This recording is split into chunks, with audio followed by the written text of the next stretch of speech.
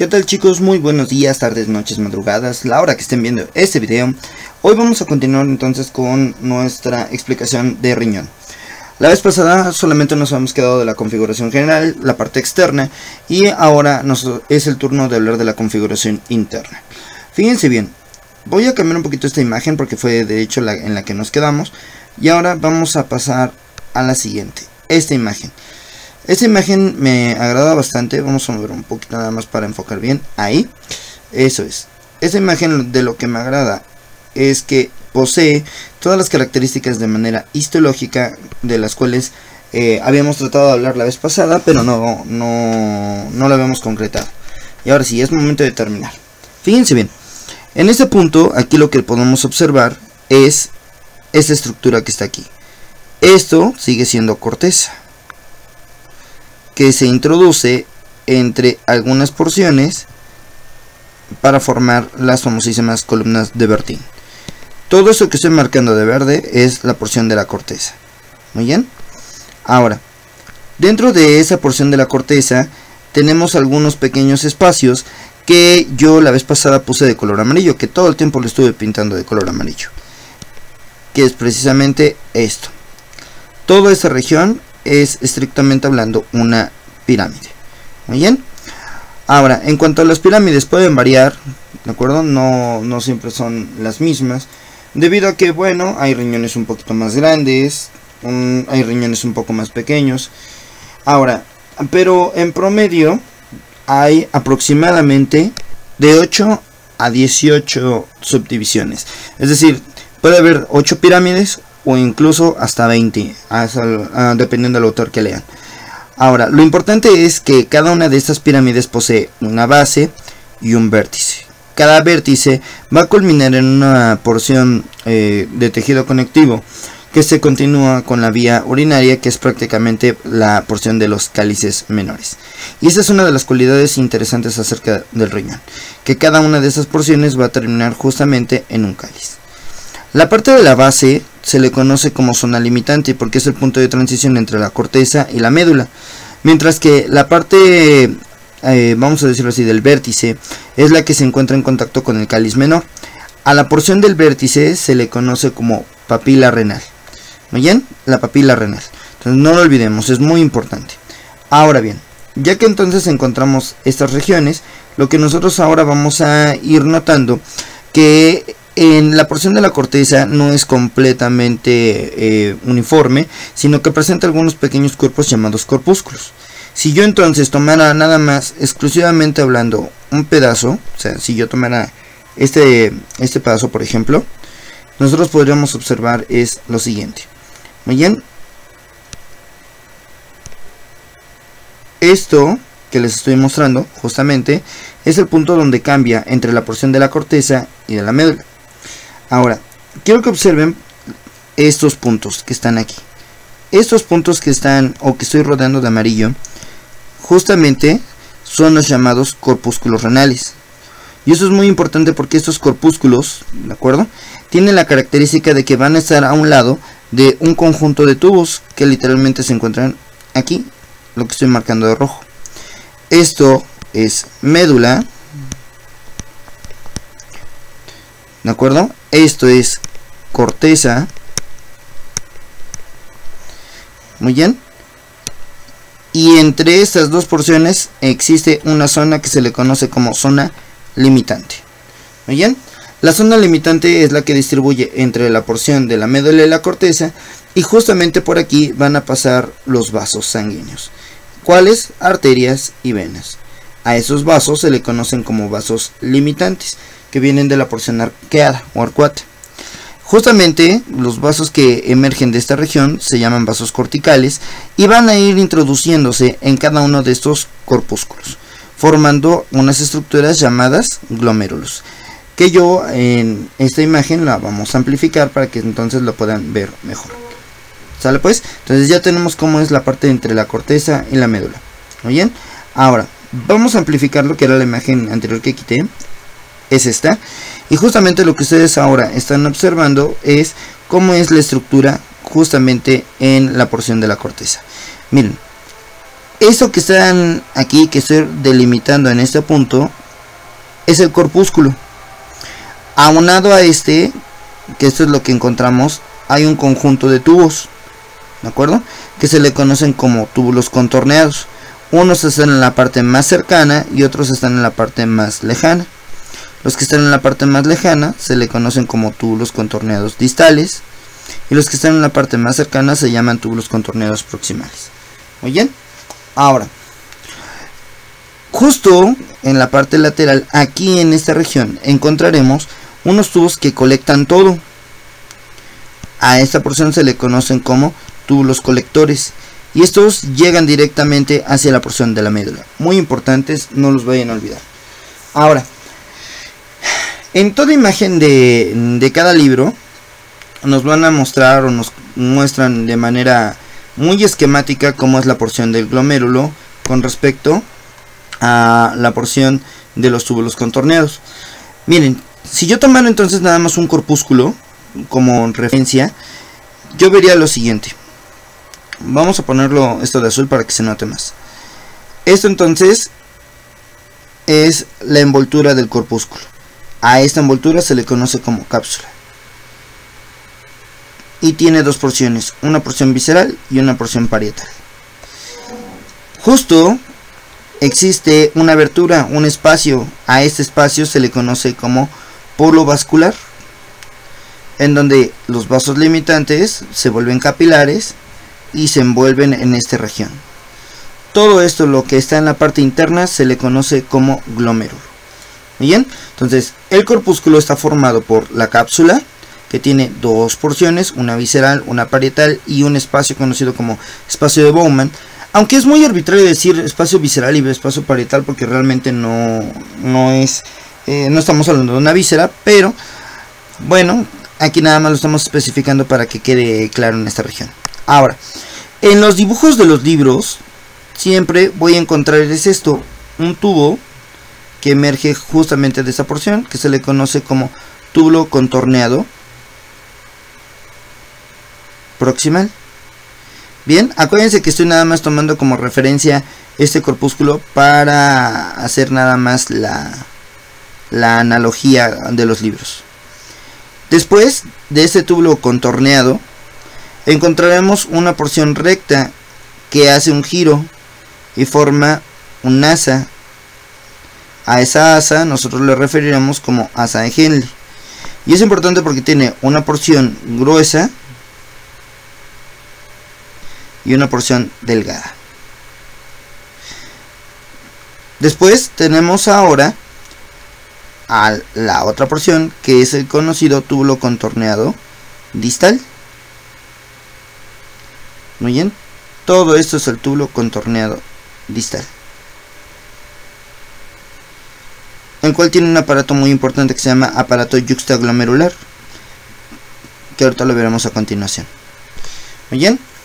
Ahora, después de toda esta región, entonces ahora este túbulo va a enviar una ramificación y va a llegar justamente a un tubo que pasa por aquí, que se le conoce a esta región como túbulo colector, también conocidos como túbulos de Bellini. Ahí está. Entonces, esto es el dibujo típico, el dibujo clásico que nos hacen ver, y da la característica que los vasos limitantes entran, forman al glomérulo y después emergen para llegar a irrigar ahora a la porción peritubular. A eso se llaman vasos peritubulares, una vez que ya han pasado justamente por toda esta región. Muy bien. Ahora, entonces, esquemáticamente hablando, tomando nada más como referencia a esta porción del corpúsculo, estamos haciendo referencia a que la región de la arteriola que ingresa al corpúsculo se le conoce como arteriola aferente, mientras que la que emerge se llama arteriola eferente, entra el polo vascular. Ahora, esta cápsula de Bowman entonces lo que hace es generar un espacio para que pueda pasar el filtrado que se genera de esta región. Muy bien. Por último, Después de generar estos capilares que se llaman capilares peritubulares, sensiblemente hablando, la porción venosa, que debe haberla hecho de otro color, pero lo vamos a hacer de un azul más claro, la porción venosa ahora va a recoger la sangre de la porción peritubular. Y esto es muy importante porque estas porciones venosas que van a recogerte toda la porción peritubular van a formar unas estrellas que se le conocen como estrellas venosas de Berjaya, que no son otra cosa más que la red capilar peritubular que existe alrededor de cada uno de los vasos. Y nuevamente se va a formar ahora los vasos limitantes, es decir, ahora la porción venosa, que ahora van a ir de manera inversa conforme vamos avanzando en la porción de los lobulillos, que son las porciones intralobulares, interlobulares, ¿de acuerdo? La porción segmentaria y la vena renal como tal. Muy bien, esto es lo que ocurre justamente en este punto.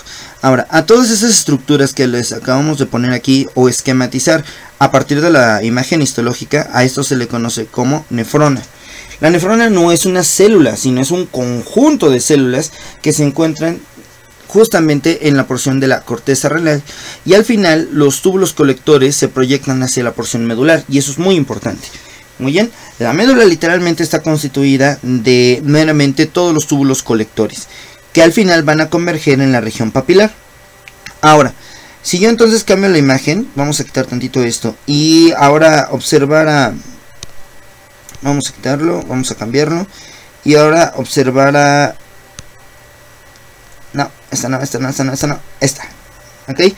Todos los túbulos, entonces, aquí en este punto nos encontramos directamente en el vértice de la pirámide. Y a esta región se le conoce como zona papilar. Esta es la zona papilar. Tiene una porción membranosa que está agujerada, que tiene precisamente perforaciones. Y esas perforaciones se le conocen como la zona cribada. Por lo tanto, todos los tubos que ustedes están viendo aquí, toda la porción tubular, va a vertir todo el filtrado directamente hacia esta zona, hacia la zona papilar. Eso que están viendo justamente aquí, ya es propiamente del cáliz menor. Muy bien, entonces toda la orina que ya se formó, cruza precisamente por toda la región medular, y ahora va a salir a drenarse a este punto. Toda esta zona es la región urinaria. Entonces toda esta histología que ustedes están observando no es otra cosa más que de la región papilar. Interesante, ¿no?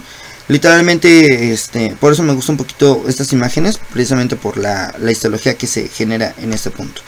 Ahora bien, si yo entonces hiciera un pequeño acercamiento ahora a esta región, que es justamente la de la porción del corpúsculo, entonces observaría lo siguiente. Esto que están viendo justamente aquí es precisamente mi corpúsculo. ¿Bien? Ahora, quiero que observen lo que les estaba yo explicando hace un momento. Todo eso que está aquí alrededor, esto que está aquí, es la cápsula de Bowman, así se llama. O bueno, así le pusieron más bien. ¿De acuerdo? Se llama cápsula corpuscular.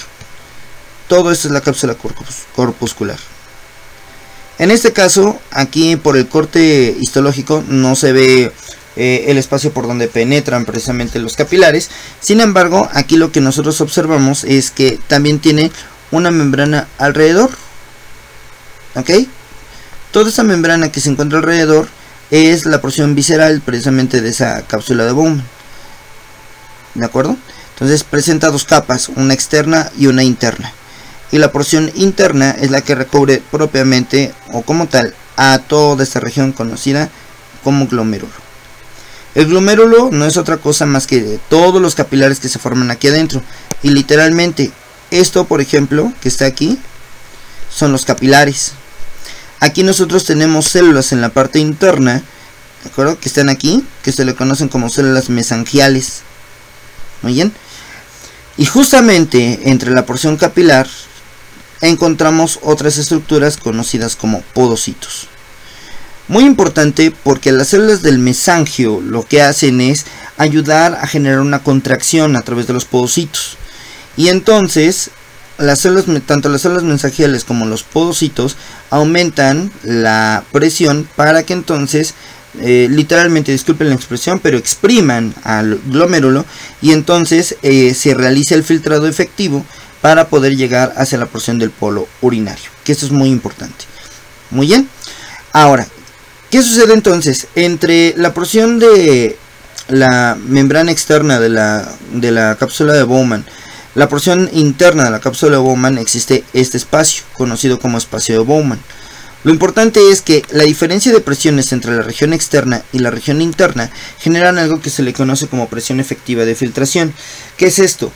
No solamente cuenta que los podocitos y las células del mesangio generen una contracción, sino también la cápsula de Bowman ligeramente lo que hace es formar un sistema de presiones que realmente le den a nuestras células del mesangio una fuerza para poder entonces generar la filtración.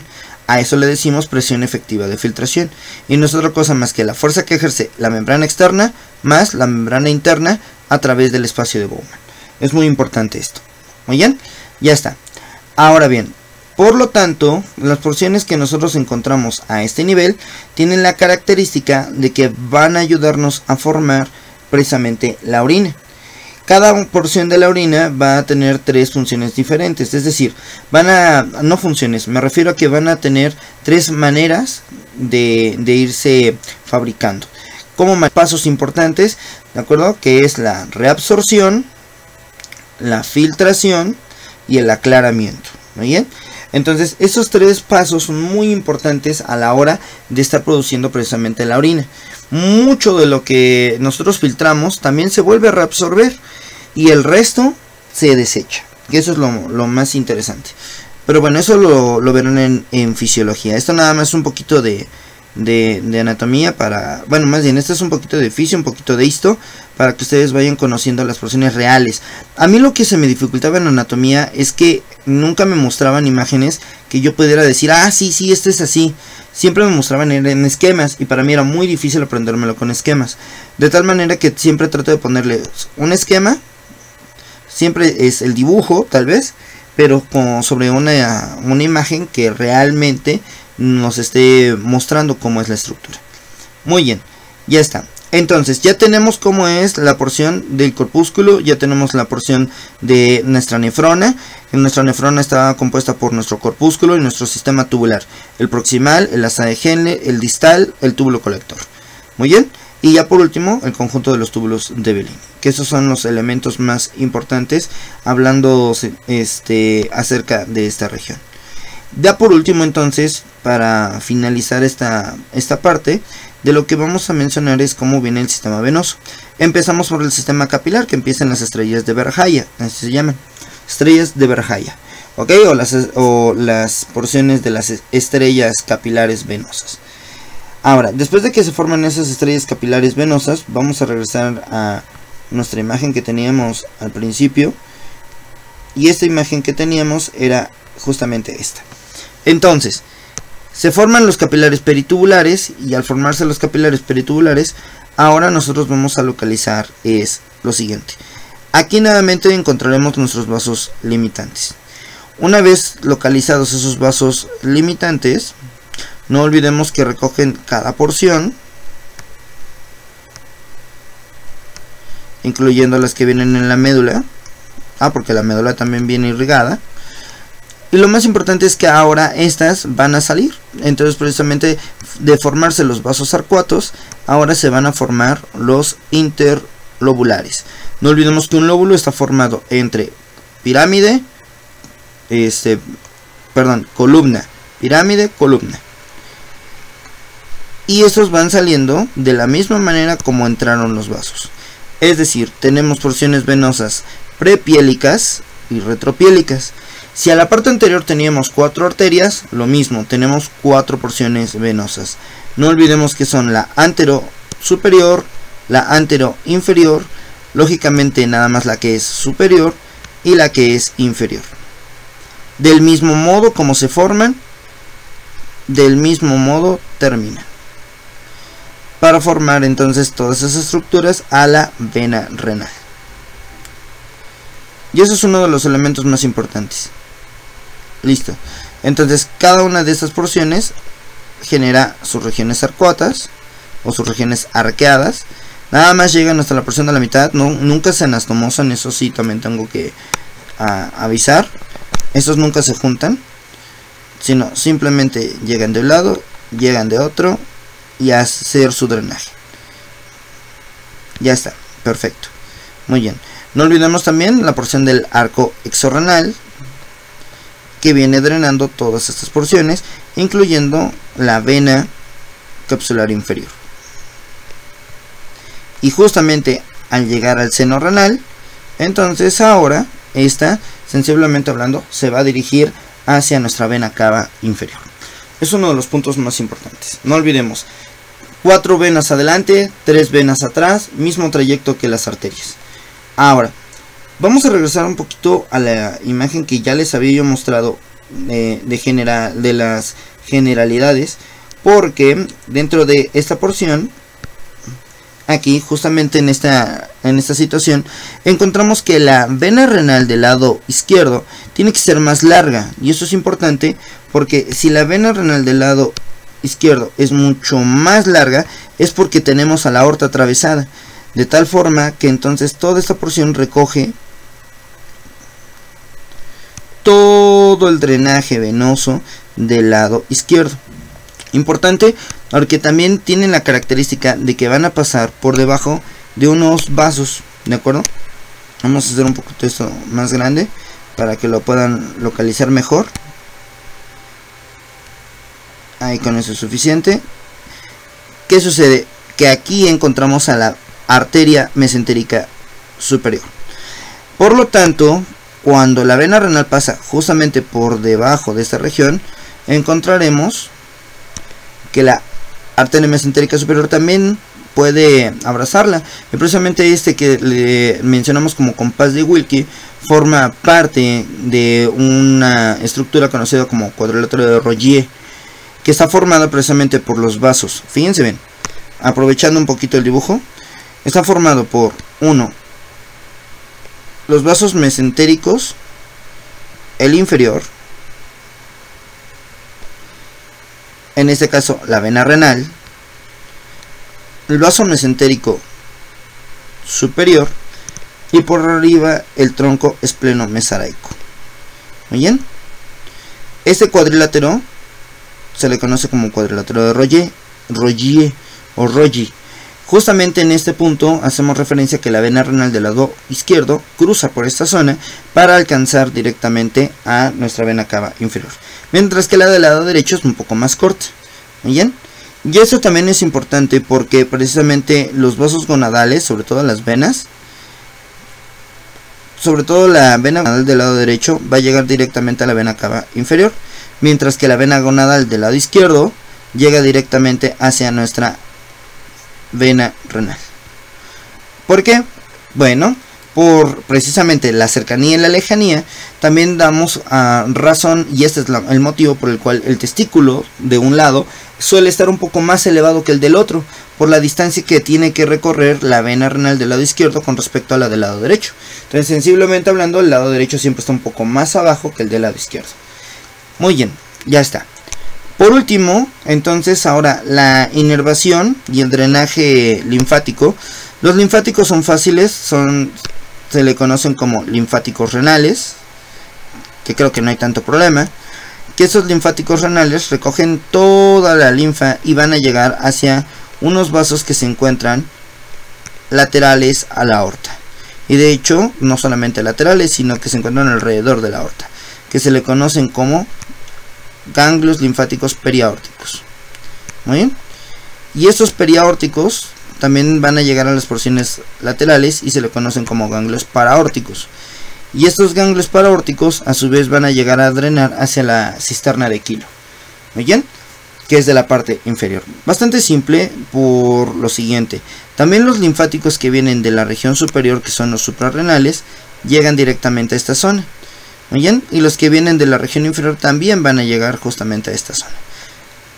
Ahora, esto es importante porque tanto riñón como las porciones ureterales pues precisamente tienen la misma situación de drenaje linfático. Y ya para finalizar entonces la porción que viene de la inervación, no viene de la porción de plexo celíaco. Les recomiendo que vean el video de plexo celíaco.